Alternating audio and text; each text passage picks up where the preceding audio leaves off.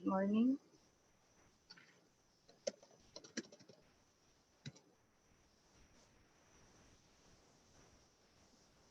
Can you hear me? Yes po. This is Letty Ho. Ay, yes, Doc. Opo, I can hear you na po. We'll start na po. Can you see my face? Right now, not yet po. How do I share? When I present my PowerPoint, how do I do it? You just have to screen share, ma'am. Oh, I don't know how to do that. Share screen. Yes po. So I open my, excuse me.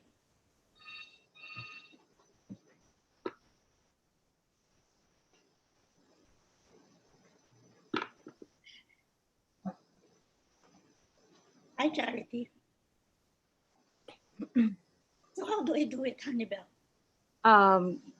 Meron pong if you can see dun sa baba po nung screen, Share there is screen. a new share. Yes po. Opo. So if I click it, Mag-share na po yung inyong. You have to click yung link po nung inyong PowerPoint. ng PowerPoint ko. Oh, shucks. Opo. Kakamawala. Opo. Share. This will start. Meron din, opo. Ano? Merong ano? Meron din po akong PowerPoint niyo po if ever. Ay, salamat. Can you just do it? Kasi alam Yes mo, po. last night, this crazy laptop of mine is acting up. It deleted a lot of my slides, so I had to redo. Okay po. I sent to, pause ako. I sent to Christopher kasi baka mawala na naman. So can you just share it from your place, from your end? Pwede ba yun? Yes po. Apa. And then I just click it when it's, sige. Help me, ha? Yes po. I'm kind of dumb here. Opo. Sige po. Ilan na tayo? Okay. Marami na? We have, yung watching now po, 1,500. Already? 70. Yes. And you can see us? Yes po. Oh my God. Okay. Sige po. I'll start na po to. Oh, sige. But you be sure that you have my PowerPoint so I can start clicking na. Yes po. Opo, I have it na po. Sige. Okay. All right. So, good morning, everyone. This is Bel Vicento. Yes, I am the current president of the Pgca, Peer Organization of the Philippines, and I will be Sir Francis' substitute as your host for today.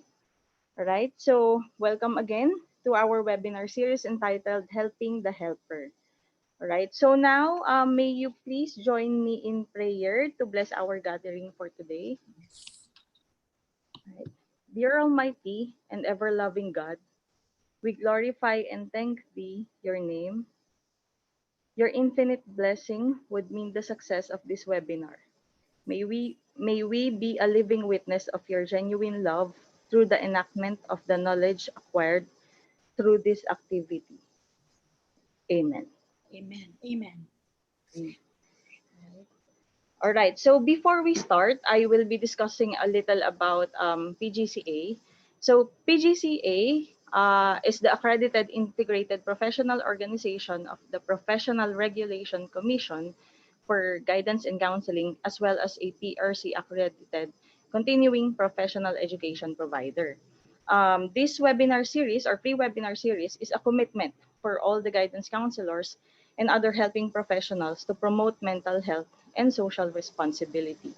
Before we became Pgca, we were formerly known as the Philippine Guidance and Personal Association. So our vision is to become the premier Philippine professional organization of counselors with international recognition. And our mission is to commit to be in the forefront in the development of counselors who are professional, goal-driven, committed advocates, responsive to the needs of their clientele in the promotion of their well-being to make them proactive contributors in the pursuit of a just and humane society. So for our history, sometime in 1964, Father Jaime Bolatao and Father Antonio Ledesma, both from Ateneo, broached the idea of a professional organization of guidance workers to Dr. Esperanza R. Limcaco of UP. So since a number of professionals gathered in response to their call, mostly guidance counselors, counselor educators, and guidance supervisors. We also have international partnerships and recognition. So in April 1981, the PGCA became a member of the Western region of the American Counseling Association, and we are the only counseling organization in Asia that is given the privilege by the USA National Counseling Association. In 2018, the PGCA further forged partnerships with the Australian Counseling Association and with the Association of Psychotherapists and Counselors Singapore, or APACS. Our activities usually comes with annual convention, mid-year convention, continuing professional education programs or courses, research and publication, social responsibility, and partnerships. Also, these are the national counseling organizations. We have PACERS, IPCAP, SCC, IOTAFI, APECA, CDAP, and FCGNAP Incorporation. So these are our board of directors under the leadership of Dr. Adelaida Hines. These are the list of our board of directors. You can also join us in our social media accounts. Of course, we have PGCA Official in Facebook, at Official PGCA in Twitter, and now we are currently live in PGCA Philippine Counselor in YouTube. And of course, for friendly reminders, for concerns regarding certificates, please email pgcacertificate@gmail.com. The webinar is streamed via YouTube and shared link in the PGCA official FB page. Okay, so before we start, I would like to introduce to you our speaker. All right, so our speaker for today is a clinical psychologist. She is a neurotherapist and an educator. She has had years of professional practice at different levels in private practice, school or university, and of course industry. Her odyssey shows her deep interest in people and her commitment to help them become the best that they can be. She is a former Vice Chancellor for Student Affairs of UP Diliman, College Secretary and Dean of UP Diliman, College of Education. She also served as the director of the ASEAN Center for Preventive Drug Education. She headed the team composed of Filipino representatives from the Dangerous Drugs Board, the Philippine Drug Enforcement Agency, and the ASEAN in planning, developing, and implementing drug prevention measures in the Philippines and ASEAN. Now, I will give the floor to our speaker, Dr. Leticia Peñano-Ho.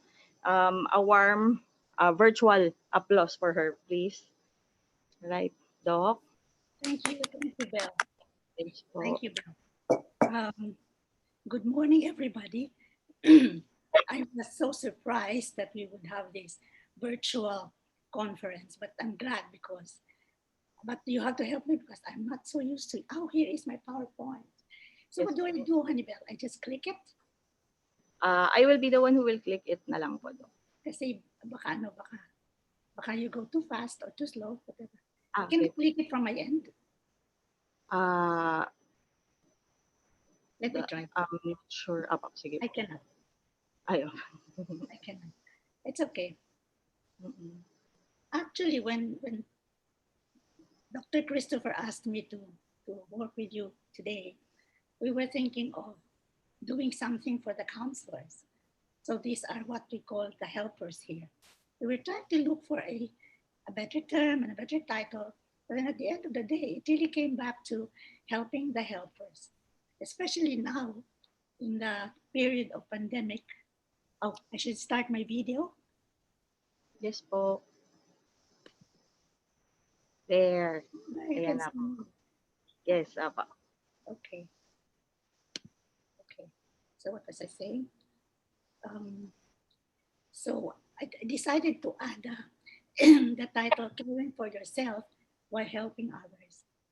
The whole idea of discussing this is that it's like I'm talking to counselors who have their own clients, but I'm also talking to them as possible counselors of the counselors. So how do you help the helpers, especially now in the period of pandemic? Okay. So do I just click or you be the one to click? I'll be the one po. Let's see. Yeah. Let's have a flashback. You're all in the helping profession. I just put there psychology because I'm in psychology, but this refers actually to anybody in the helping profession. Why did you get into it? Why are you doing it? One, very strong interest in the subject. Like it's very interesting to talk about people in general and people in particular. And also, like me, I'm so interested in taking a look at brain and learning, brain and personality, etc., etc. So, do you have an interest in the subject, like psychology itself, helping people? Then the desire to learn more about human mind and behavior. It's so interesting to study people, um, whether individually or if you're handling a school, a class, or a group of students, then that might be more difficult, but would probably be more interesting. An interest in helping others. Helping other people is very interesting. It is a duty to me and it is a commitment. And because you honor the commitment, then you would have to bring your interest in and really help others. And then, of course, you say, I have an aptitude and personality for it. The most important traits that we would like to look for in a counselor or anybody in the helping profession is empathy. So, what is empathy?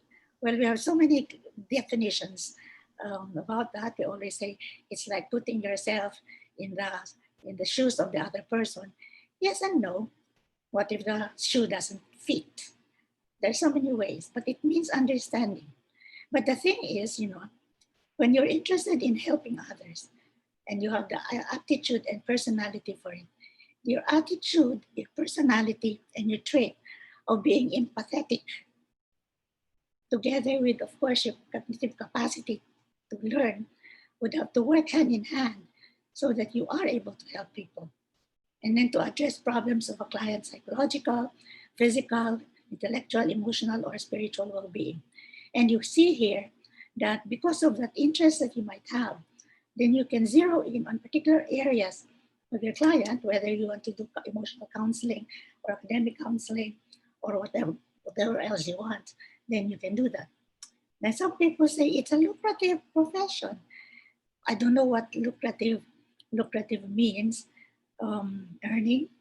Well, if you take a look at all over the world, the psychologists and counselors do earn more than many others, but it all depends on your own perspective.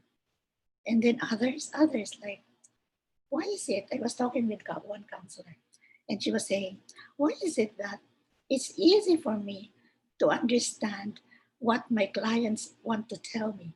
Why is it that even before she speaks, I already know what she wants to say? What is that, ma'am? Do I have ESP? Yes and no. Probably it's the empathetic approach, the very, very strong empathy between the client and the counselor. So that would be very good. So that would be where others would point to. Nasa na si Hannibal? I'd like the next slide. Pandemic. We talk about pandemic. We are in a difficult situation. I particularly chose pandemic because I was thinking, now more than ever, we have the counselors needing help because there is just so much to be done. And if you take a look at the needs that our countrymen have, there's so much need for counseling. And because of that, I don't know if you can say you're enjoying vacation. I had to say no to some because people were willing to do telecounseling because they just have to talk to someone. And that would be a program that you have if you want that.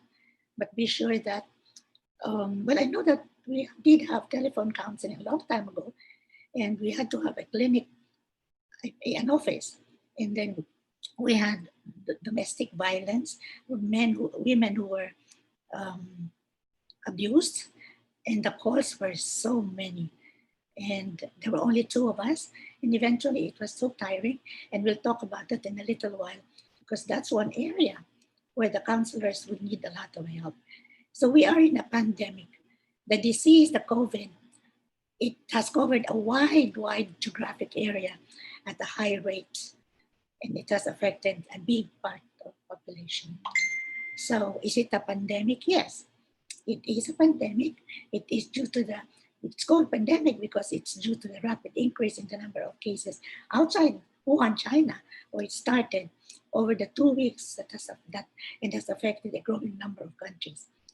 On March 11, WHO declared COVID-19 virus outbreak as a pandemic due to the exponential increase in the number of cases in more than 100 countries. Imagine that. Then on March 16, President Duterte placed the entire Philippines in a state of calamity amid the threats posed by COVID-19. Since then, the Philippines has been battling the spread of COVID-19, coupled with the challenge of addressing the most basic health, socio-economic needs of the people. Almost all efforts and resources are geared towards saving lives and addressing and mitigating socioeconomic effects of the virus. But, I'm kind of sad because people tend to forget about the mental health aspect of what we are trying to address. Okay? So what do we see in terms of this pandemic now? Yeah. The impact of the pandemic on mental health of people gets little attention and also little awareness of its long-term effects. The long-term effect of the pandemic, the psychological, physical, and definitely economic impacts, would take a long time to recover. So it is vital to look at the impact of pandemic on the mental health of Filipinos, the general mental health situation in the Philippines. How are we? How are we coping? The children would say, ay, batong-bato na ako. Hindi ako makalabas. Batong-bato na ako. Gusto ko na lumabas. And I know of a couple who did go out in spite of the warning not to go out. And when they went home, after a few days, the wife developed symptoms of COVID. After another 3 days, the husband developed. I'm so glad that they're still okay. They're very sick. But imagine, did you follow? Why did you not follow? Batong-bato na rin. It's true. One of the things that you need to cope with, especially among young people, is paano mawawala ang pagkabato ko? I'm just staying in the house. What am I doing? I'm not young, but nababato rin ako because I cannot accept my patients yet, although they email sometimes. I also have tried to do telephone counseling with them, but I don't like it as much as I like face-to-face. Now, if you take a look at mental health, it's defined by WHO, WHO, as a state of well-being in which individuals realize their abilities and can cope with the normal stresses of life, go on with their work productively, and make a contribution to the community. So you ask, normal stresses, are these stresses normal? Is it normal to be so scared that perhaps the person I'm sitting next to is an asymptomatic COVID patient? What? Is there peace? Is there calmness? How can I cope with the usual normal stresses when this COVID thing is at the front of me and it's the main thing that we have to address? Okay, so make contributions to the community. Yeah, I'd like to, but people aren't moving. Things aren't moving. What contributions can you make? Look at the frontliners. I'm not saying that you be frontliners. Perhaps you can do a telecounseling. That would be very good. Then you don't have to leave the house. And then if you have a very good laptop, you do it. I did some laptop counseling and it worked. It worked, except that the reception on the other side wasn't very good. So we would take a long time just to discuss one point. So it wasn't so good. I decided, telephone na lang tayo. Baka mas madali pa. So that can substitute for what you used to do on a face-to-face counseling. Okay, next slide, please. Yeah, even before the COVID, the Philippines had the highest rate of depression in Southeast Asia. Nakakatakot, di ba? Why? And we're supposed to be resilient. We're always smiling. If you take a look at any tragedy and the press covers it, you would see Filipinos smiling, even if they're walking the flood or even if they've lost their things. So you say, are we resilient? If we are really resilient, then why do we have the highest rate of depression in Southeast Asia? And this was before COVID. What was it that made us depressed? Statistics on mental health concerns in the Philippines, especially depression, has been around even before the coronavirus. Why? And yet we're supposed to be the most smiling population. So supposed to be happy. But why? These are statistics. This is reality. So then, are we not resilient? Or is resilience defined in another way now? Are we really resilient?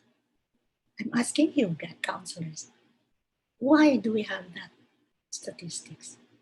The National Center for Mental Health reported a spike in the number of Filipinos facing mental health issues due to the pandemic.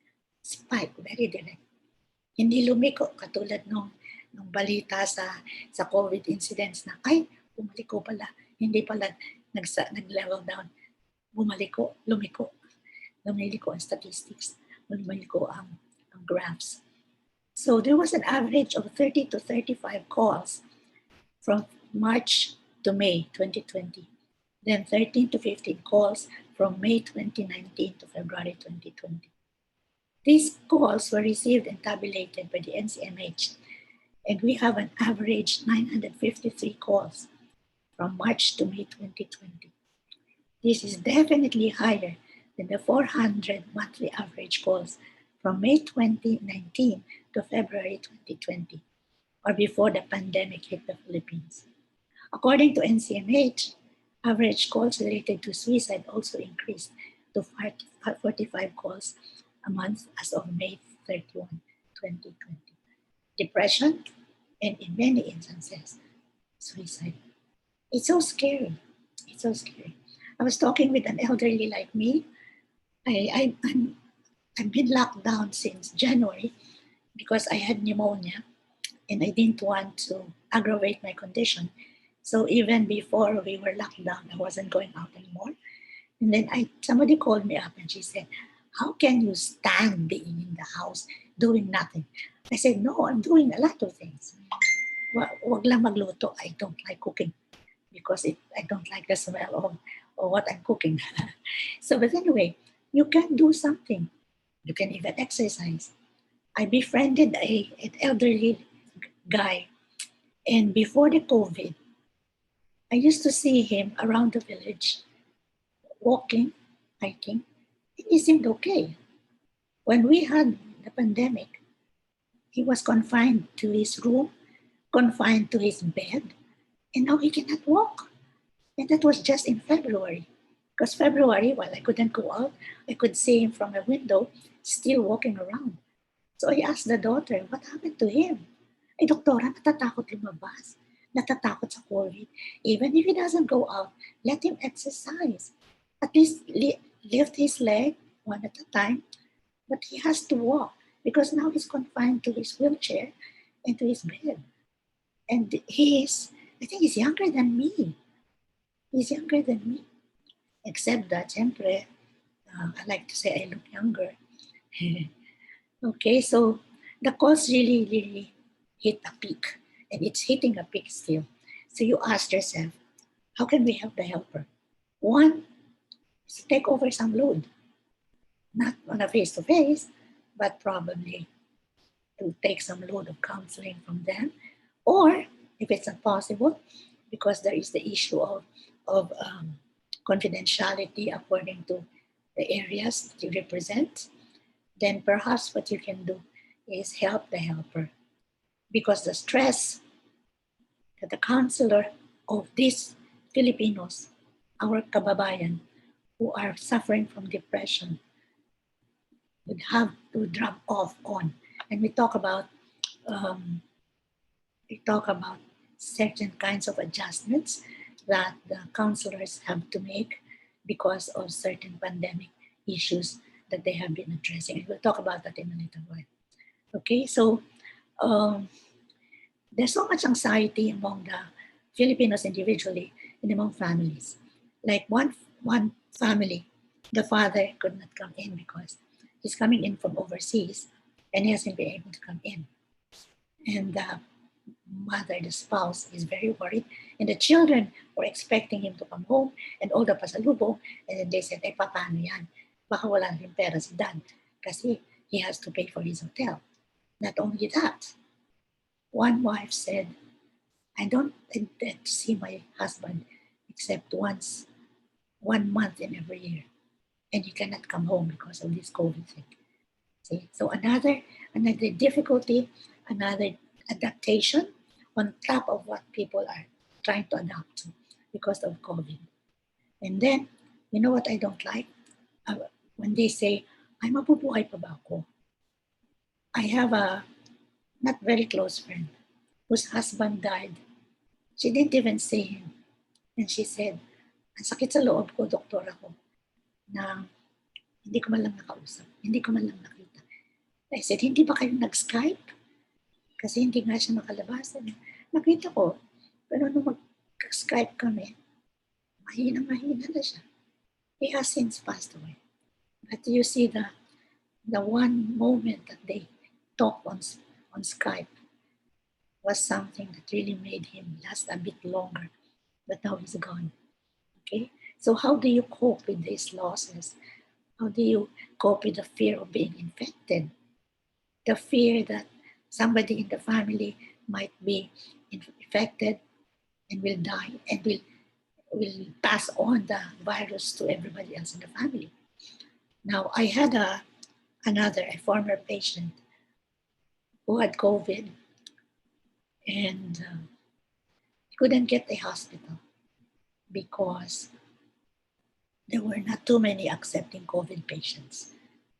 Now, I had a call from the wife very early today, and she said, please pray for him because there were comorbidities. That's why it's hard for older people and people with comorbidities, and you should know that because the comorbidities really make you very vulnerable. Even if you're young, you're finding out that it's not only the old people like me who get infected, because a lot of the younger people have comorbidities like that. This person I'm talking about, he has hypertension, and that really aggravated him because he cannot just take any medicine and he cannot take additional medication because he has to see his doctor, and his doctor is afraid of the COVID and is not practicing for the moment. So these are the difficulties that compound the problems that we have in the pandemic.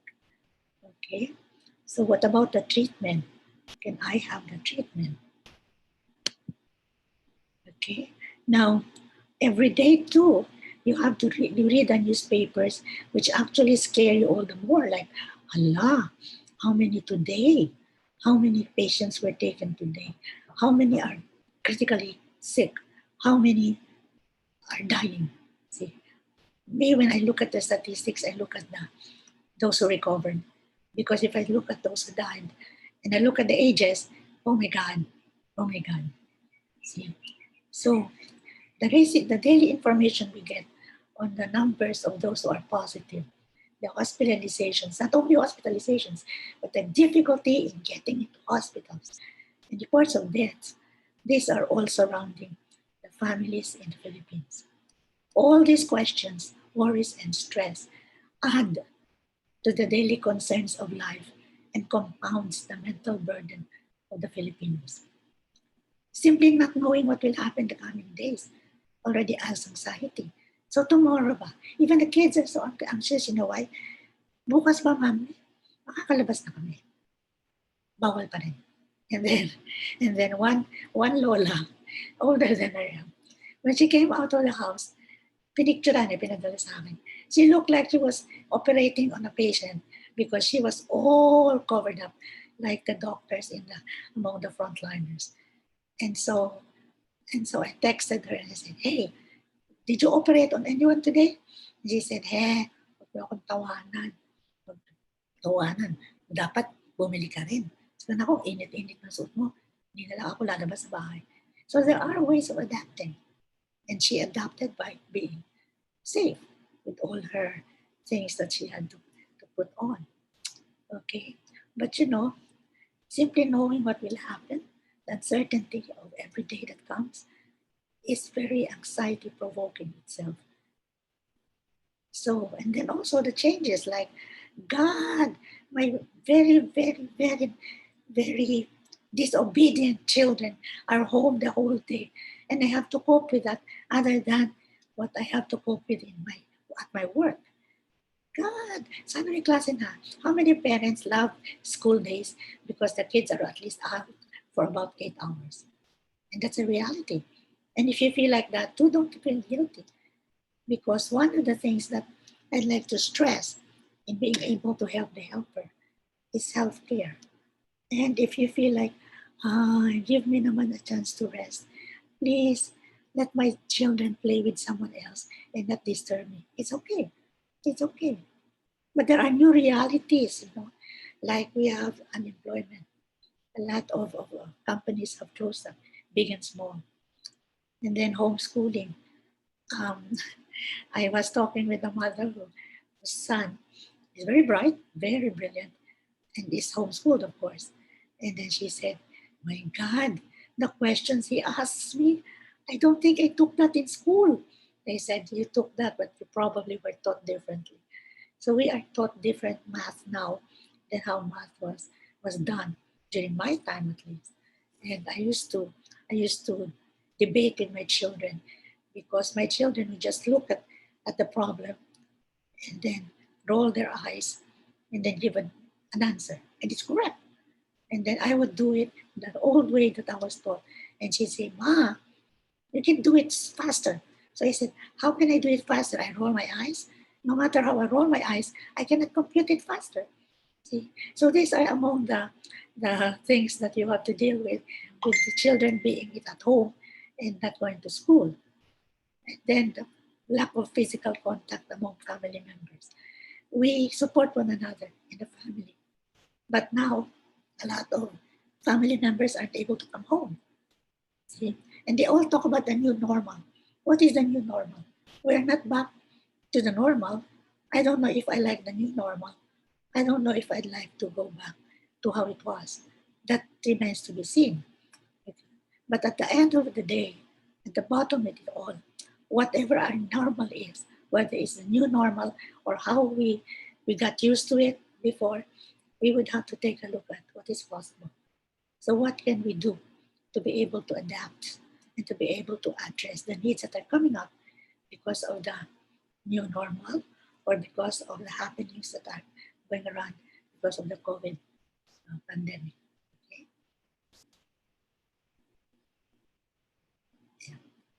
Yeah. The toll on mental health is very strong, and it definitely um, shows us the need to have mental health care accessible to our kababayan and free if possible, and free. But a lot of people don't do it anymore. Um, I do some, but not as many as before because I would like to write up what I've done because I will forget because it's different when you do it on face to face. It's easier to remember what you did if you have a face to face session, but it's easier to forget what you do when you just base it on phone counseling. At least if you have teleconferencing using internet, then you have records. It's really difficult. Okay? But the thing is, do we make it accessible to everybody? Even those who are middle class might not have the resources. Like when DepEd decided that school will be blended and blending included internet. Oops, how much is internet? And where do they live? Because I work with students from the bundok, and there's no internet there. And so what the father does, so is he's a farmer, I think. He goes to the school, gets materials, and then the child works on it at home. And then the mother said, Doktora, tama ba yung sagot? Hindi ko alam. Sabi ko, hindi ko rin po alam. Yan, yun na lang siya. Hindi alam, sabi ng teacher, mali. Then tingnan natin kung paano mali. I even said, kung kaya lang wala nga sila internet so how do you help them? Kung minsan, babasahin niya sinulat ng anak niya. Kaso, her reading level is also not so good. So we have a lot of problems with this because a lot of the parents, especially from the poorer sector, are themselves needing something in terms of the skills in writing and reading. Okay. Now, President Duterte signed the Mental Health Act to establish a national mental health policy, underscoring the basic right of all Filipinos to mental health. Well, the basic right for mental health. But what the law also demands is that there should be a delivery of integrated mental services which will promote and protect the rights of every Filipino to access mental health services and facilities. So how can we do an integrated mental health service at this time of the pandemic? Ano magagawa sa integrated? You won't believe it, but I did hypnosis on the telephone because one client of mine was been undergoing hypnotherapy because of anxiety. Is allergic to sleeping pills, is allergic to anxiety pills. So hypnosis was working. Then he had to stop. And then he said, Doctora, who can I go to your house? Oh, no. And he said, I'm not sick. You can even do that to me so that you will know my temperature. I said, no, because just coming over, you will be taking the bus and you will be rubbing elbows with people and you don't know if they have asymptomatic cases. Okay? So it's getting to be more and more difficult. But the passage of the RA is poorly funded. And if you take a look at the health budget, it's not as much as it should be. And the statistics from WHO shows that there are only around 600 psychiatrists in the country, and around 400 of them are based in the NCR. I remember I did a site visit in Palawan, and the mayor was so nice, and she said, Doktora, ipinagkumbida kita ng psychiatrist. Sabi ko, may psychiatrist ka dito, mayor siya. So I said, ang galing naman, ang galing mo. Saan mo nakuha yan? Naku, taga-UP ho yan na pinilit ko. Kaya lang, hindi na siya psychiatrist. Sabi ko, why? General practitioner na siya. Kasi isa siyang doktor sa buong probinsya namin doon sa bando doon. And so when I met him, I was so happy that he was there. But then again, because of what's happening, he's losing interest in being a doctor and staying there. So I said, somebody has to work on him. Somebody has to do counseling with him. Not only because he might decide on a career change, but because he might leave the place and he's the only doctor who helps everybody there. And I said, Doc, ilang beses mo nakikita ang pasyente? Ay, nakakaiyak, ma'am. Madami sa kanila, lalo na yung may sakit at matatanda na. Makikita ko ngayon, na-diagnose ko, ibigay ng gamot. Tapos on the door, that certificate na. Oh, how sad. So sad. But that's how it is, especially in the provinces. Okay, then we have the problem of our OFWs coming in and the vulnerable groups like the elderly. Nakakalabas na raw ang elderly, but I will not go out. I will not take a chance. See?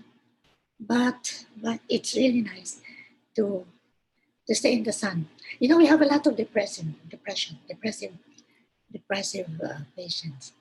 So what I tell the parents and what I tell the children, if the children are adults, palabasin mo yung nanay mo sa araw. the sun, early sun, will help the depressive. And then I was told by a hypochondriac lady, Doktora, mahawa naman ako sa COVID. Di bali na akong depressed. I said, hindi. Tapos ano ba ginagawa mo? Naglalaba ako. O di maglaba ka dun sa medyo mainit. Maski likod mo lang para mainitan ka. Because that helps the depressive a lot. Okay. Now, we have the Barangay Health Emergency Response Team for the elderly. Kaya lang, sabi ng isang barangay dito, ang titigas mo ng ulo ng mga elderly. And then one time, I was visited, he didn't come in, but he was my student in high school. And he said, nainom niyo na ba yung gamot niyo? Sabi ko, nakakalimutan ko eh. Nakakalimutan niyo o nagsasubstitute ka? Sabi ko, kung saan nagsasubstitute ako? And then he suddenly asked, Ma'am, ako ba ng high school? Matigas ang ulo. Sabi ko, hindi. Kaya nga, lumadyat ka ng honors at nag-doktor ka pa. Diba? You did well. Sabi ko, ba't mo tatanong? Eh kasi ikaw ang tigas ng ulo mo eh. Buti hindi ako nahawa sa'yo. Because he said, I keep changing the meds or I don't take it. Yeah, because if you have to take 20 pills, every time you take the pills, oh my God, I'd rather not take it at all. Okay, that's change, please. Yeah, now let's take a look at you. We start looking into interventions. What about you? Are you involved? Are you involved in any activity that Pgca has? Are you involved with any activity that your community has or your church has? Or are you uninvolved because you're afraid of COVID or because your children will not allow you to be involved? It's like being Hamlet all over again. Hamlet said to be or not to be. But your question will be to do or not to do. Now, the answer should be what to do. Because whatever you do, it doesn't have to be very heavy. It doesn't have to expose you to unnecessary risks, but do something. Do something. It's like, when you have a depressive whose mind is always working on what is gloomy in the world. Hi. Thought stopping. And when I taught her thought stopping, she said, para dyan bumabayad ako ng mahal. Sabi ko, hindi naman ako ito sinisingil. Ikalawa, telepon ko ito, paano ko ito masisingil? So she said, paano yung stop? You tell your brain to stop. And you say, stop. Then your brain stops. And your brain suddenly realizes that you're saying something. And then do something else. Do something physical, like sweep the floor, or do something so that the thoughts, the depressive thought, is stopped. Thought stopping is a very, very good therapeutic tool, and it's free. And it's free. So the answer really is, it's not to do or not to do. It is what to do. And so when you go back home, you're home, or on video. So if you start looking around the house and then you say, hi, I'm so bored. You don't have to be bored. No, look at what it is that you can do. What is it that you can do? I have a friend who makes very nice jewelry. She's so creative. And she said, dami ko nang ibenta. So kailangan magbazar ng UP para mabenta ko lahat. See, so it can be even economical. Okay? So if you see here, the concern about the mental health of the Filipinos due to this pandemic is the concern of government, of the whole community. It is not the concern of only your family, only the guidance counselors, but it should really be a national strategy so that we are able to have a whole program that will address the needs of the people. Now, programs that are for healthcare, especially those that addresses mental health, should be mobilized very, very timely. It has to be mobilized. You can never say bukas ang mental health. Hindi pwede. You cannot say, ay, hindi pa naman ako nalulokay. Hindi na ako makakain. Isa naman, hindi pa naman ako masyadong stressed. Tapos sabi ng anak, kaya lang ang taba mo, mami, hindi ka nakasya sa pinto kasi kamakain ka. See, eating, emotional eating. Healthcare programs that address mental health, especially teaching interventions, should be started and should be done immediately. I don't know what PGCA can do about it. I am sure that you can teach skills that will help address the depression that many of our kababayans feel. The psychosocial services should be available to all and free if possible. And then I'd like to see them to be culturally sensitive and given really due course and importance. One of the culturally heavy and relevant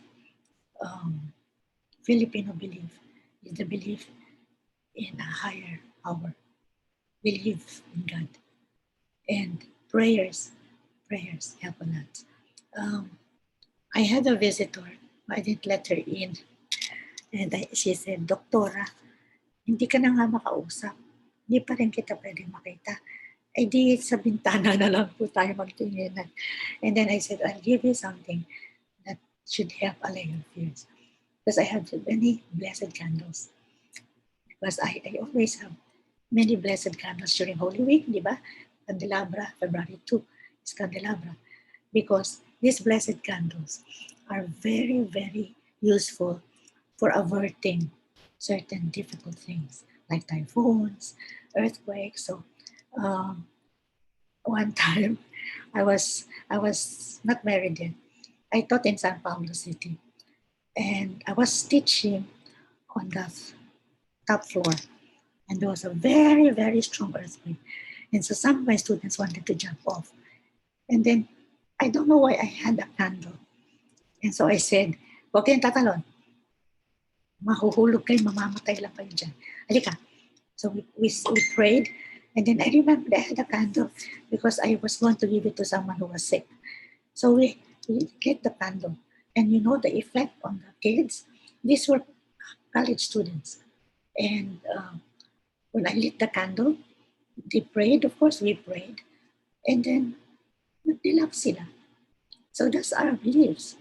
The spiritual well-being is very, very important to us, rather than, and we are able to refrain from painful and maladaptive ways of coping. Okay. Now, what about you? What about you? How do you, the counselor, cope with the needs of the Filipinos needing help? Are you able to reach them? Do you allow them to reach you? Or, wag na muna, sa kanila. I'm not saying that's wrong. I'm not saying that's wrong. It all depends on what you are willing, because at the end of the day, in your practice, you have a kind of a wall. I'm not saying that the wall is something that you put up. No, you have a wall because the distancing is also useful so that you keep your objectivity. It's not a wall that keeps you from them. Don't let it be a very high wall that keeps you from them, that keeps you away from them. But there's a wall so that you maintain your objectivity and you're able to maintain what is really happening without being biased about it. So how do you cope in these pandemic days where there are so many people who need help? Do you feel needing help, not needing help? Do you feel guilty that you're not able to help? Sometimes I feel guilty. Sometimes I feel guilty, like I should be working.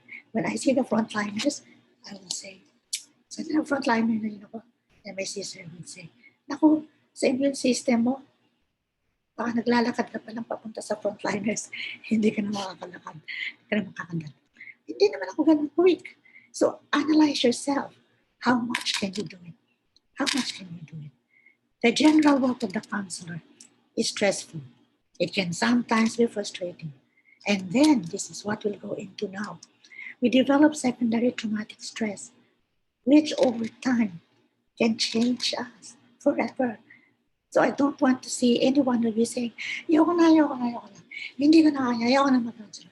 Tawag na ako, ayoko na makita mo. You say it's a burnout, but it's more than burnout. Because burnout, you rest a little bit, you take time away from what you're doing, then you can get it back. But when you have that syndrome, then you would have compassion fatigue, you would have vicarious traumatization, secondary traumatic stress, which will slowly creep up on you.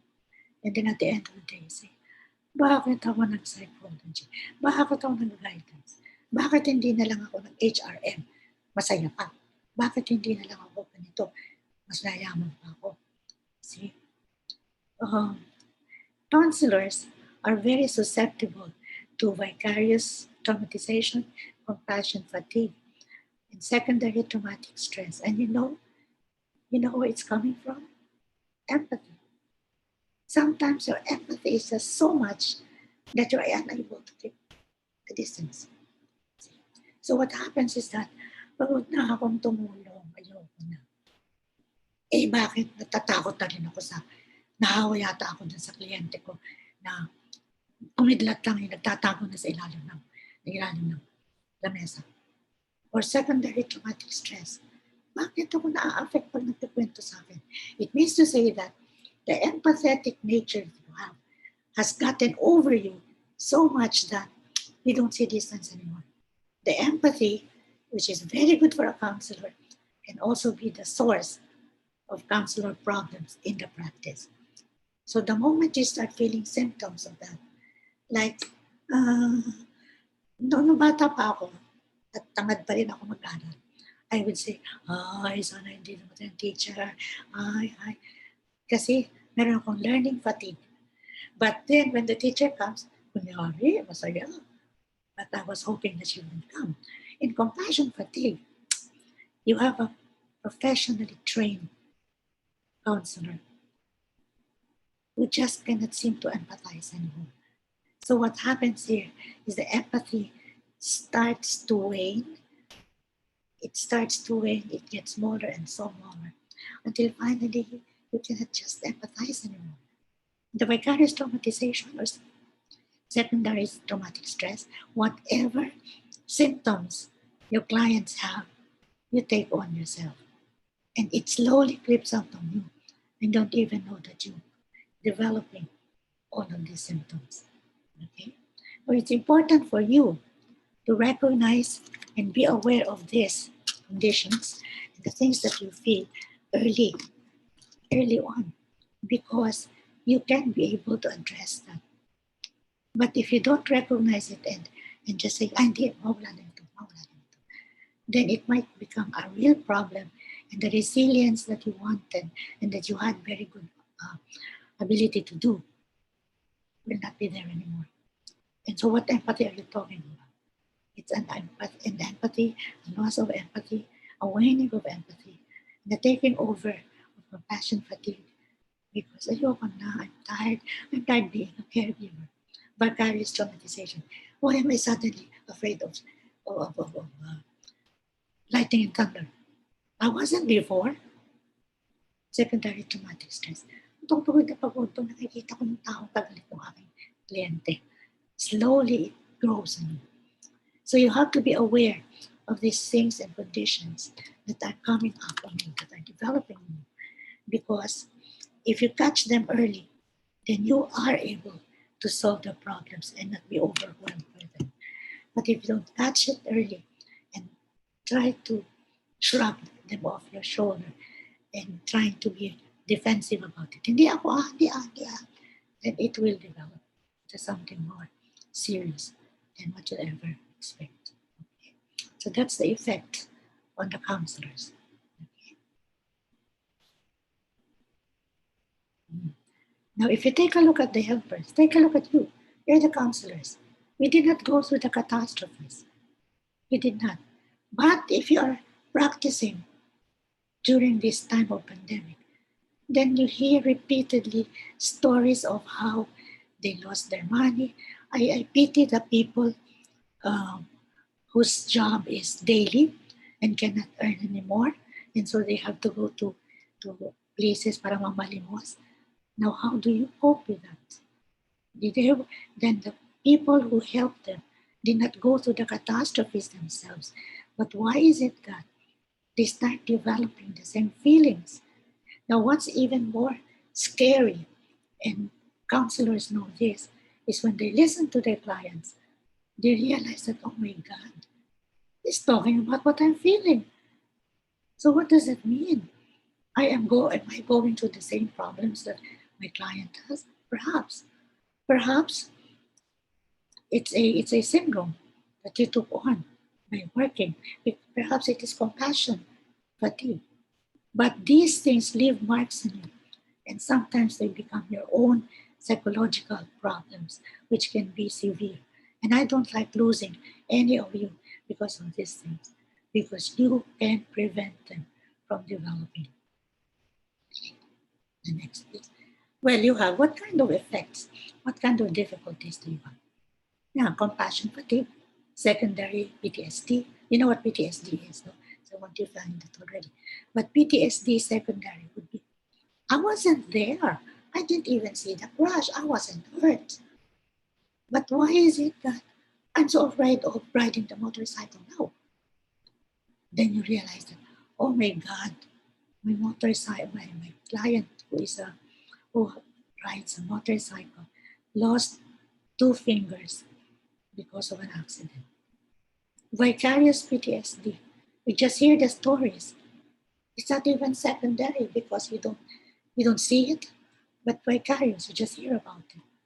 So compassion fatigue, secondary PTSD, vicarious PTSD are some of the things that affect the counselor under certain conditions, especially now because there are just too many people who need assistance, and you should be able to help them. I'm not saying you should.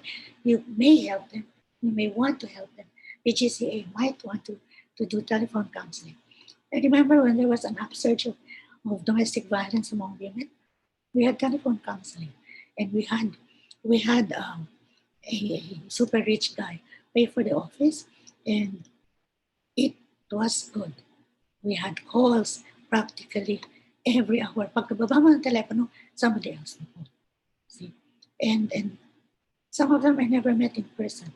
Others tried to come to the office because they wanted to see the voice, the face behind the voice. Okay?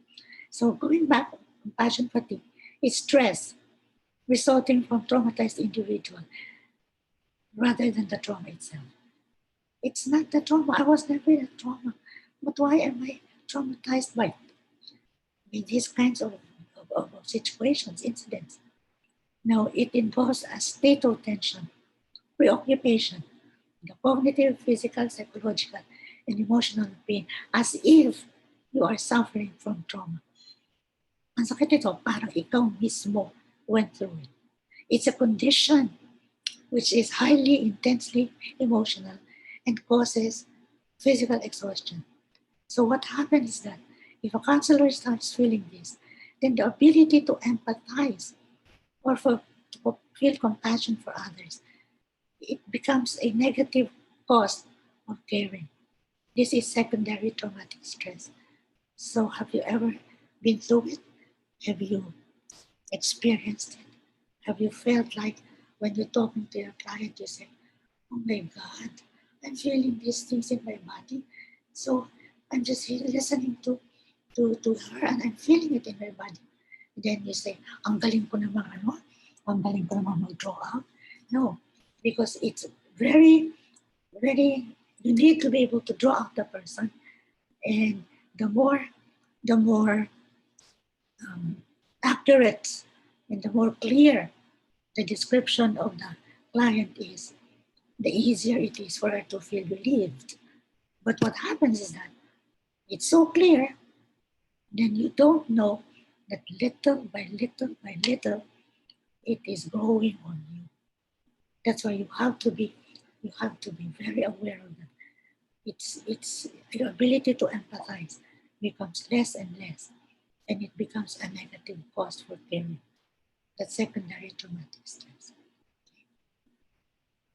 Now, secondary traumatic stress, emotion that is and duress resulting from an individual hearing about the first-hand trauma experiences of another.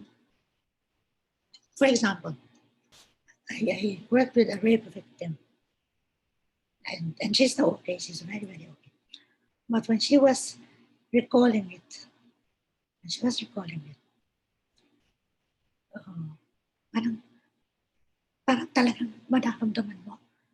And so it so happened that at that time, I was working with domestic violence, and I had several rape cases there.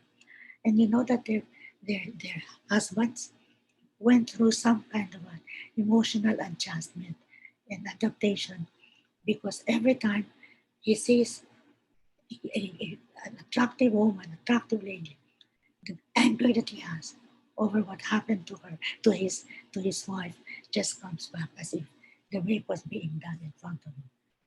And it really, really is as if it's happening there. And the symptoms mimic real traumatic stress disorder. Of course, it doesn't happen overnight, but with some people, it can happen faster than how you want it to happen because of the intensity of the feelings behind it. Okay, next one, please. Vicarious trauma, it's residue of exposure that counselors have from working with people as they are hearing their trauma stories and become witnesses to the pain, fear, and terror that trauma survivors have endured. Vicarious trauma is not burnout, because burnout happens in you because of certain conditions and certain things that you're doing and you're doing wrong. But in vicarious trauma, you're listening about an experience of somebody else. And as I relate to you the traumatic stories in of their lives, then you practically start feeling the same. And the trauma survivors telling you what happened, the emotional residue, what's left after talking with the client is there, and you feel it. And one of the things that make counselors change career partly would be this. When it's just too much, I can't handle it anymore. Okay, next one, please. Okay, now, so you asked the question, um, should counselors need mental health therapy? What do you say? Yes? No? I cannot hear you. But whatever you say, when you talk about going through therapy, you talk about addressing the wounds in your life. Yeah, Rolly, yes. Okay, good. You see the need to go through counseling. I used to go to a counselor because I'm in, I'm I'm seriously asthmatic. My asthma is as old as I am. I had my first asthma attack only a week after I was born. It's almost as old as I am. And then what happened was it was eating up, because if you take a look at effects of stress, then it lowers your immune system. I had a, I had a, I'm sorry, I use patient. I had a client who had cancer, and immediately when we saw the cancer, it was stage 3, pancreatic cancer. And pancreatic cancer is one of the fastest cancers. Now, what happened was, uh, I said, what happened? Wala naman kayong genetic predisposition. And she said, yeah. And then, Ma'am Ho, I found out also that I have estrogenic cancer, but I am already menopause. So I said, yeah, how can you have too much estrogen when you don't even have estrogen anymore? And then we went with the doctor. I brought her to a herbalist, and the herbalist said, you don't have estrogen anymore. You don't produce estrogen. But the adrenaline glands, remember this, because this is why stress is a very important cancer dimension. What happens is, even if you don't have estrogen anymore, women need estrogen. So the body produces estrogen. Stress, stress allows or enables adrenaline glands to produce estrogen. And that's why many of those who have cancer of the breast, estrogenic cancer of the breast, of the uterus and all. Estrogenic. And they already are menopause. Okay? So again, you see here stress being a very, very strong culprit, even if the body of the person is not anymore producing what could have been the cause of the cancer. So stress allows or enables the adrenaline glands to convert the other elements into estrogen, and her cancer is estrogen. She has passed away. Okay.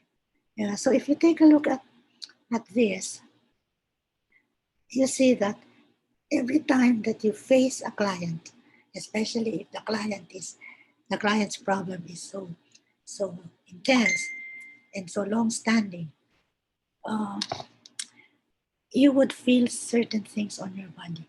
And what happens is that we never talk about the the self-care of the therapist. So you say helping the helper. Are you even aware that you are reacting and responding? We say, hindi, tibay ko eh. Hindi ako na-stress dyan sa problema ng mga tao. Sabi mo. But how would the stress be seen? In many ways. Like, pagod ako. At the end of the day, you feel like you don't want to walk anymore. At the end of the day, ang sungit mo sa mga anak mo. One family would say, si mami may song hits na naman. And then the mom said, huwag niyo nga ako inisin. Pagod na pagod ako. See, from work, song hits. Imagine if your song hits every day, di bali kung kakanta ka talaga ng mahusay. Song hits, masungit. Diba? So if you take a look at self-care of anybody, you take a look at addressing stress, and this requires a continuous attention. It's not like I do it today, I address the stressful things in my life. Then yoko na. Parang yung exercise. Gusto ko mag-exercise, parang tibay ko. Nakakapagod pala eh. Tama na lang. Yeah. Good stress management activities improve the way the counselor feels and allows him or her to function more effectively. Yes. So that's the self-care that you need. The self-care that you need is there so that you're able to address the stressors or the effects of whatever work you have. Counseling is stressful. You really have to love it to be able to do it. But even if you love it, you have to take care of yourself. I realized that there was very little self-care in my life.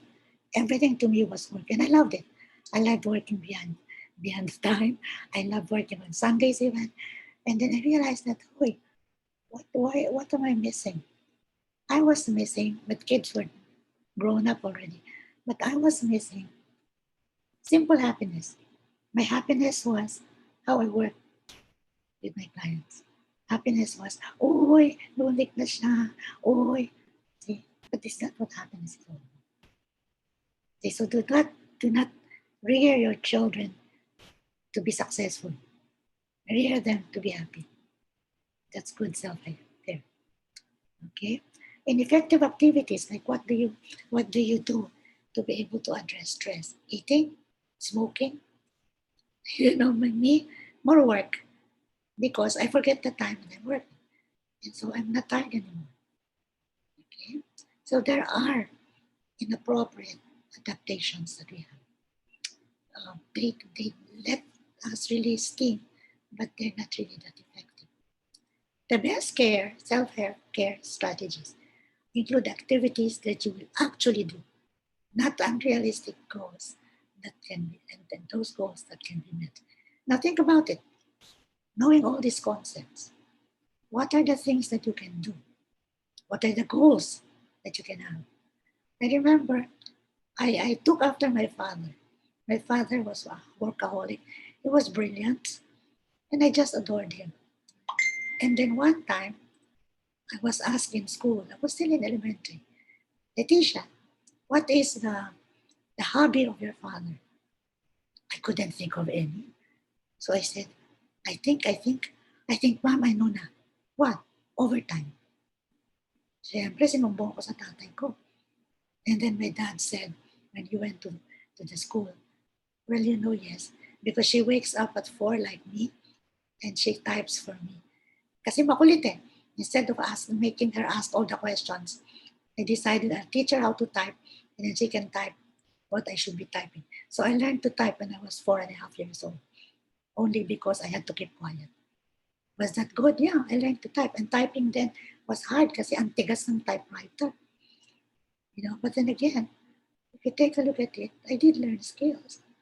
But until he got sick, was old, I did not see my dad resting. He was always working. But he did not have tigas ulo. He did not have anger issues, no. He was just so happy working. And I think I took after him. Okay. There are strategies that are given and recommended. But the point is, what works for you? Initially, I had a list here. But then again, I started thinking, what works for you? What makes you happy? What makes you relax? One of the things that I love doing with my children, which helped me rest, was it's been raining hard these past days. And I recall when they were children, all the way to high school, we used to take a bath in the rain. And it was fun. And to me, the pitter patter of the rain on my body made me feel good. Parang may nagmasahe sa'yo. Yeah. So what are the simple things that make you happy? So that when you're stressed, these are activities that you can have. Okay? So given the toll of mental health and well-being that the pandemic has brought, mental health care must be accessible and made available to all Filipinos. Perhaps Pgca can do a project and do a study. That would be nice. Okay.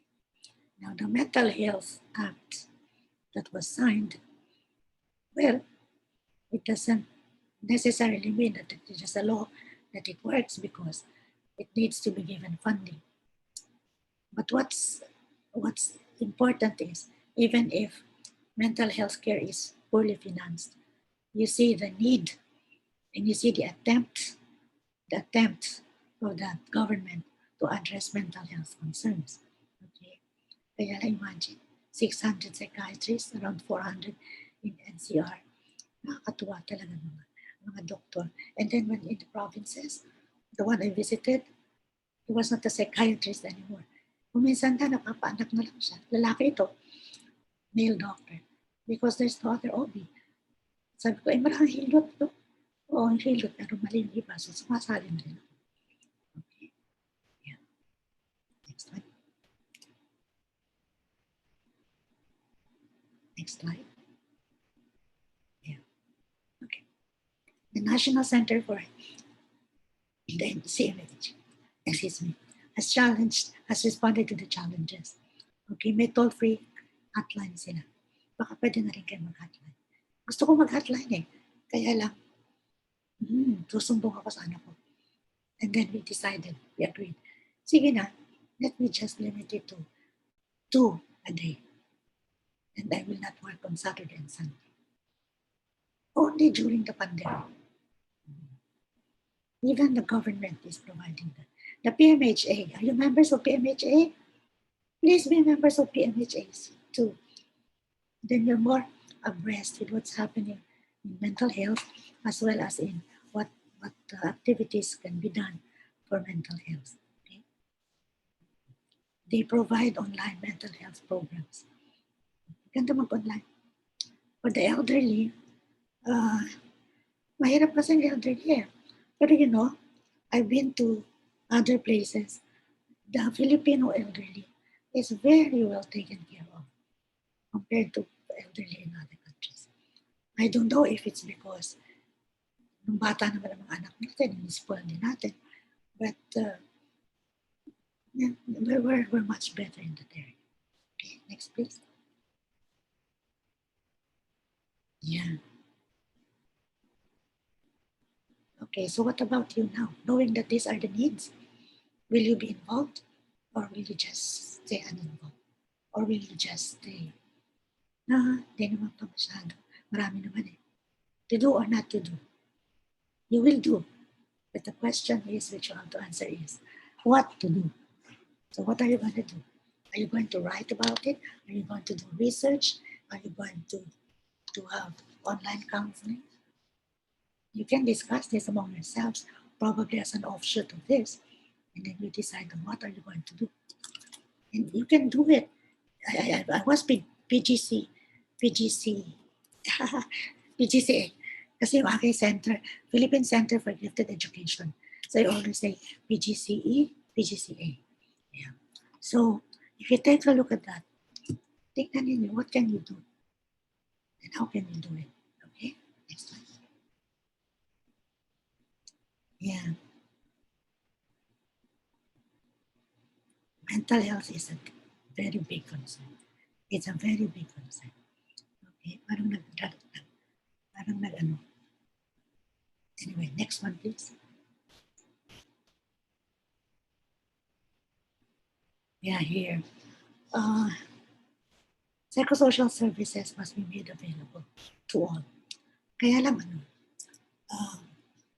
even if PGCA has been active, PAP has been active, and the other associations have been active, the Filipinos still don't understand exactly how should counseling be done. How do we teach our Filipinos, our fellow kababayans, to be able to avail of these resources as well as to develop skills so that they will be more adapted to whatever problems are coming up. Culturally sensitive mental health intervention should be given due course and importance. You know, nakakatawa. I spent a week in with Mangyans. And tulog ako sa tulog ako dun sa walang tent eh, kumot lang. And so I was brushing my teeth. And then, because I have false teeth, so I was brushing my teeth.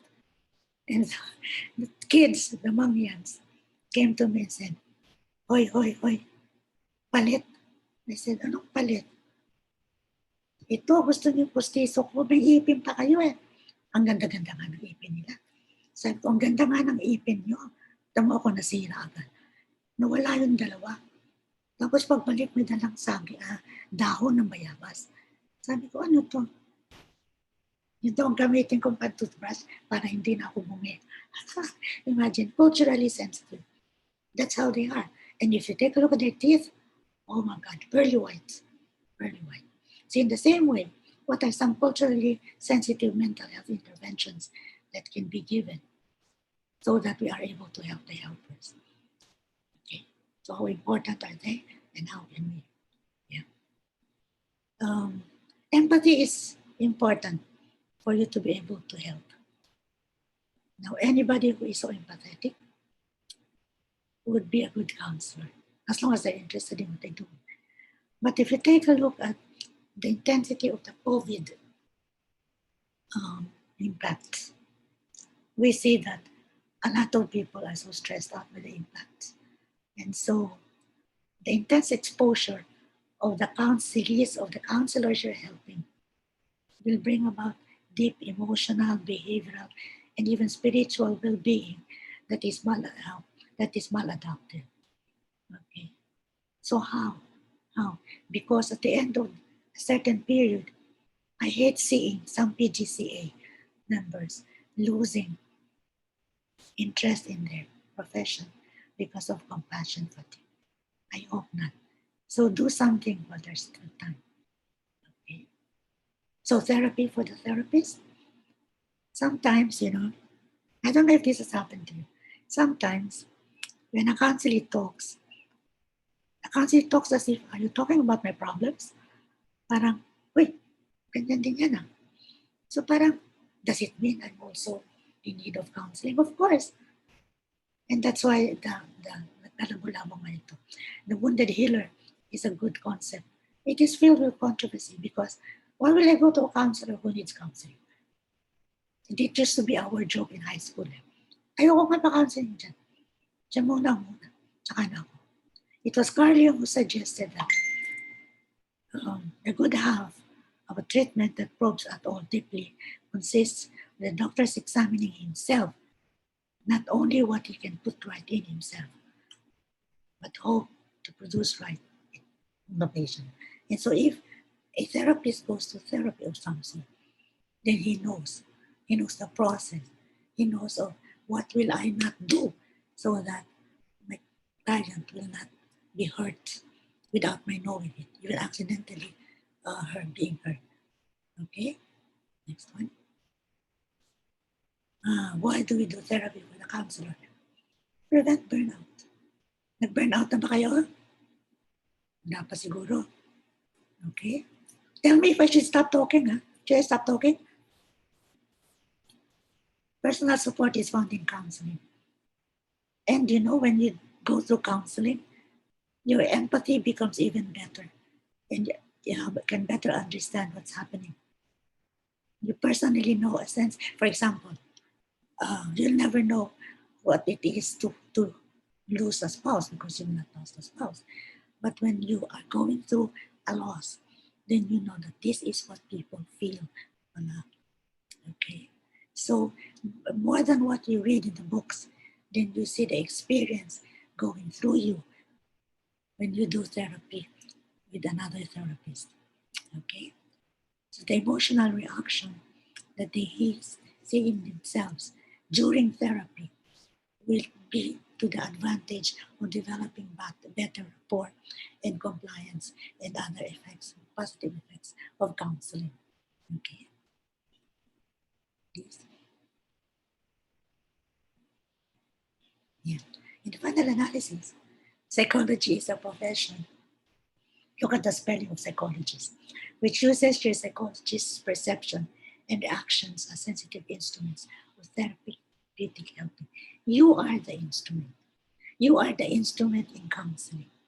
So if you were a car, you would make sure that you are a well-functioning car. Okay? So it makes sense to take care of the equipment in counseling by taking the therapeutic care of yourself. You are the equipment in counseling, not your tests. Because even the tests don't mean anything if you don't know how to interpret them, if you don't know what tests to use anymore. So besides, there will always be some people who will want to talk, and you will need to listen with great attention and concentrate so that you can help them address their wounds. And it would be good if there can be a professional listening there for you as well. In the same manner that you have all the skills and interest in helping your client, be there and take a therapist who will have the same things for you.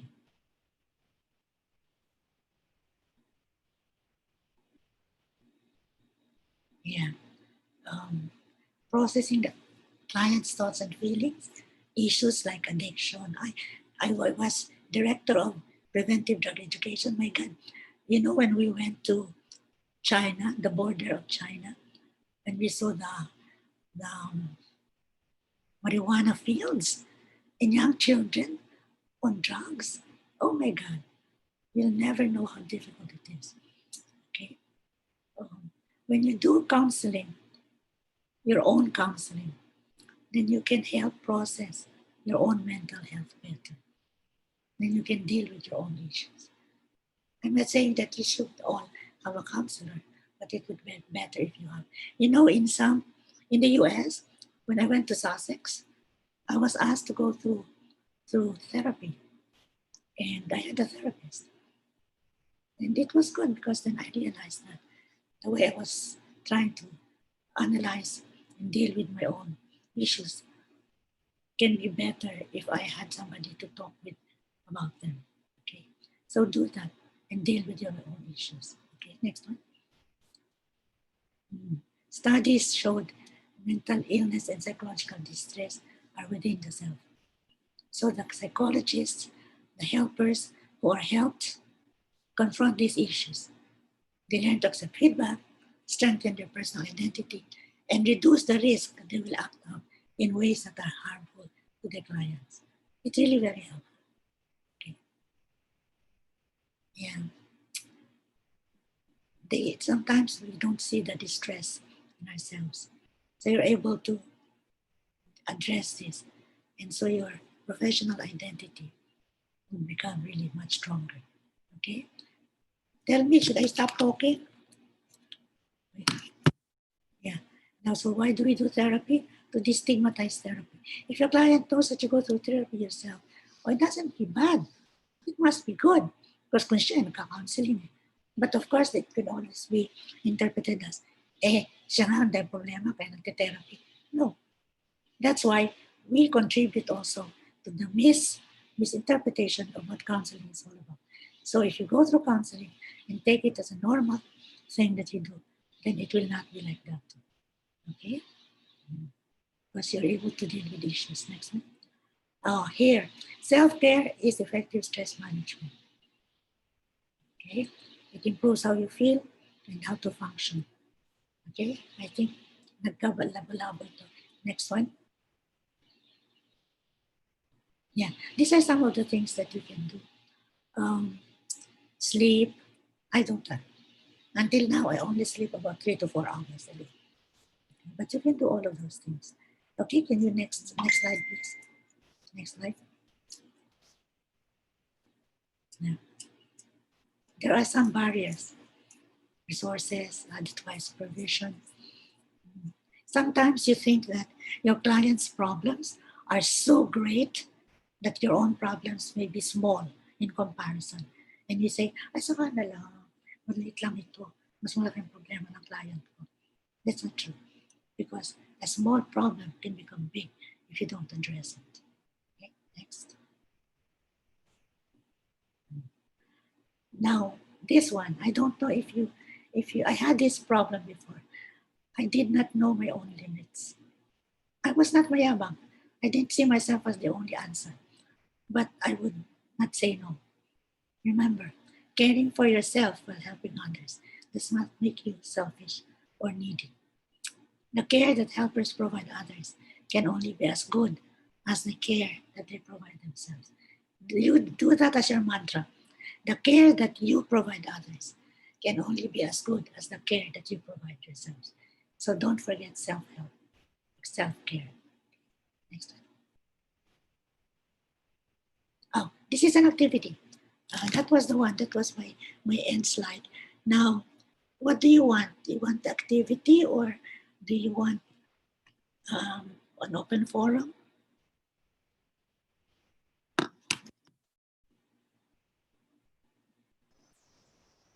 Doc, siguro we can do some activity po. We still have time pa naman. What time is it? It's 11:30 pa lang po. I won't be able to see you, but if you don't do it now here, you can see. Then you can just sit as comfortably as you can, very comfortably.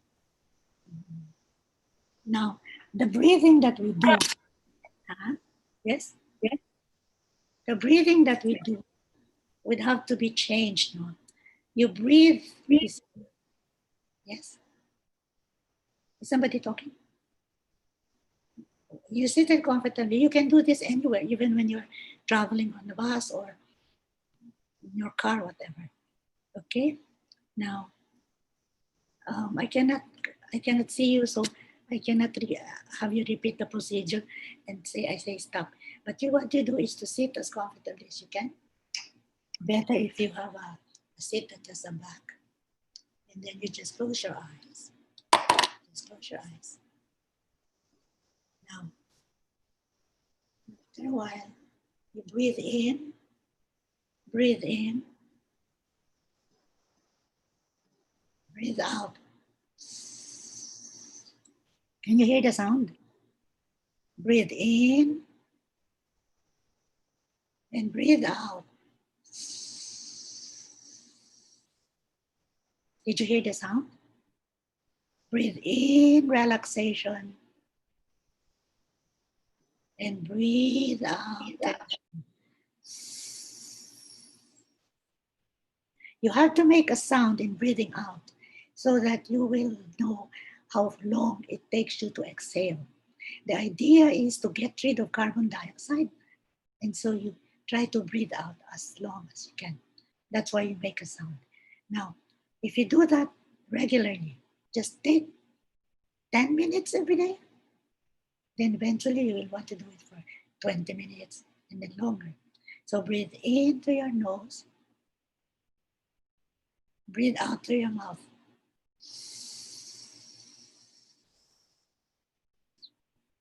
Be sure that you make a sound. Okay? So do it and try to feel your chest. Breathe in, relaxation. Breathe out, tension. Again, breathe in, relaxation. And breathe out, tension. Did you notice anything in your body?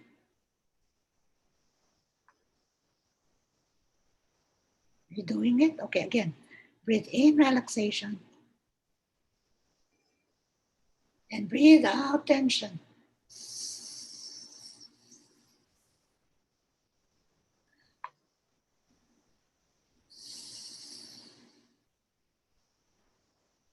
Again.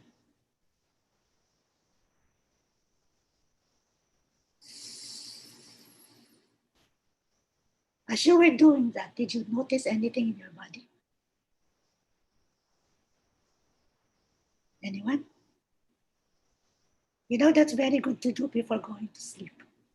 Tulog na kayo? It's very relaxing, isn't it? You can even feel your shoulders drooping. Breathe in, breathe in, relaxation. Breathe out, tension.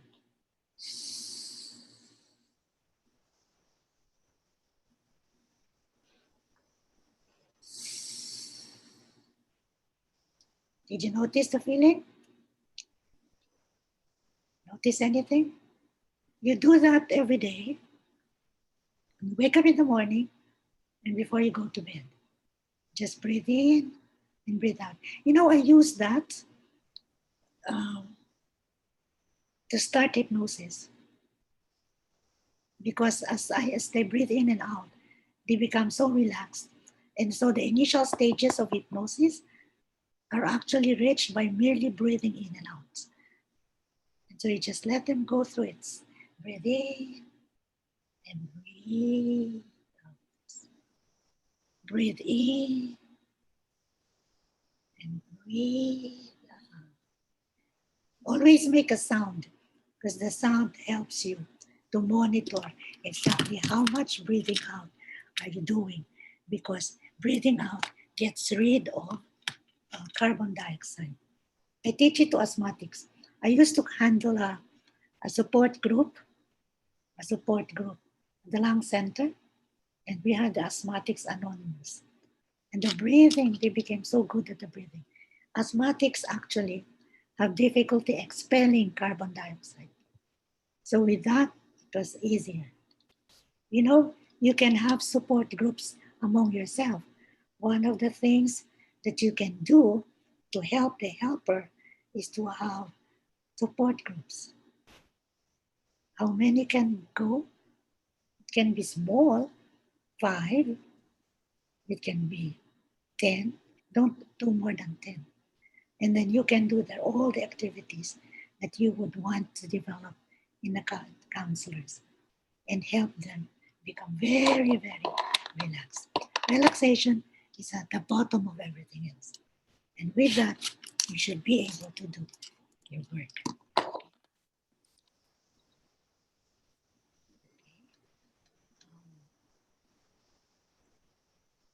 If that's the only thing that you remember from here, then I would be very happy, especially if you do that regularly and make it a habit. Make it a habit. And then when I'm around and when we see you, then I can teach you how you can slowly bring that into a hypnotic level. Hypnotic yan actually. Hypnotic. Especially if you are very good at it already. Okay? Did you feel the difference?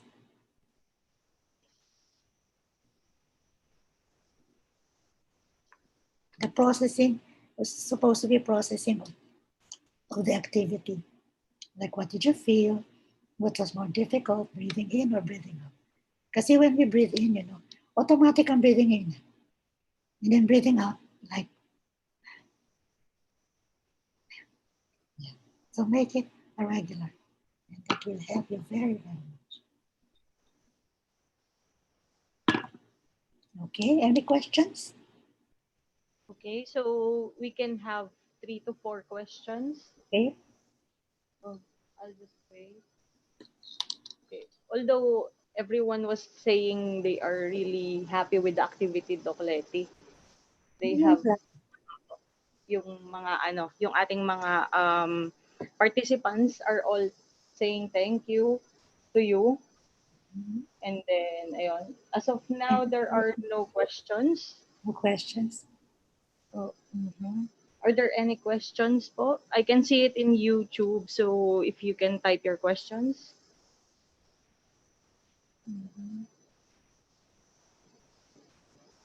Okay. Okay. It seems they don't have any questions po. More on they commented on your activity, Doc, that they are really relaxed after doing it. Do it, After try. doing that. Yeah. You They know, you tried it. can teach your client. Teach your Oh, client. yes. And it's really nice. And yeah. So for now, I was not able to read any questions. No question. So yes, no questions. All right.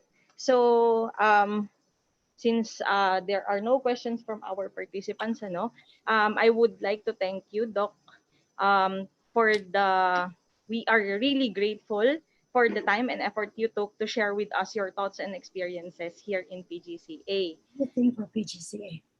Yes, we are really thankful about this one. And we hope to see you again po, no?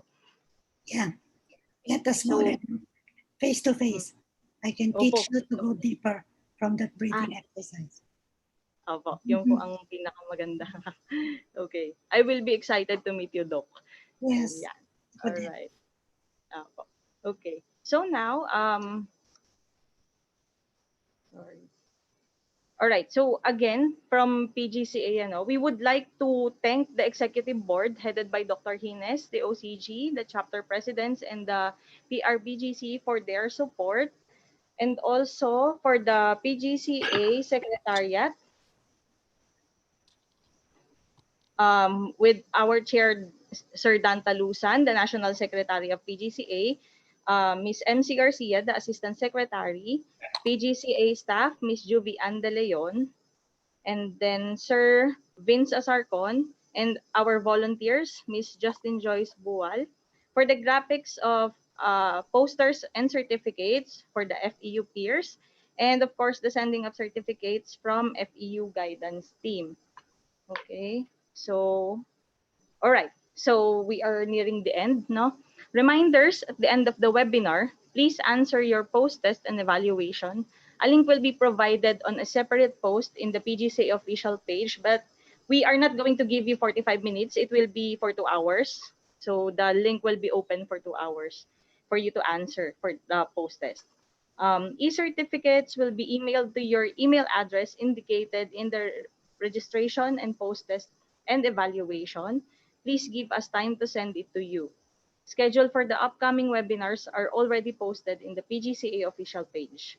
A separate post or poster will be provided for each webinar with a registration link. For concerns with certificates, please email pgcacertificate@gmail.com. So we will be having another webinar series on July 26, 2020 with Sir Jet Yu Buen Consejo, RPsy RPM, with the topic Conducting Mental Health Researches Amidst COVID-19. Okay, that would be on Sunday. So these are our past webinar series. Okay, so again, we would like to thank everyone for joining us today. If you have any questions or any comments, you can message us at Facebook, PGCA Official, or at Twitter. And you can watch all our webinar series at PGCA Philippine Counselor. Yeah. They can email me or send me You can, questions. yes, you can also email Doc Letty if you have any questions. Yes. Po. Thank you so much po and have a good day. Thank you so much. Thank you You po. too. Be safe. Yes po.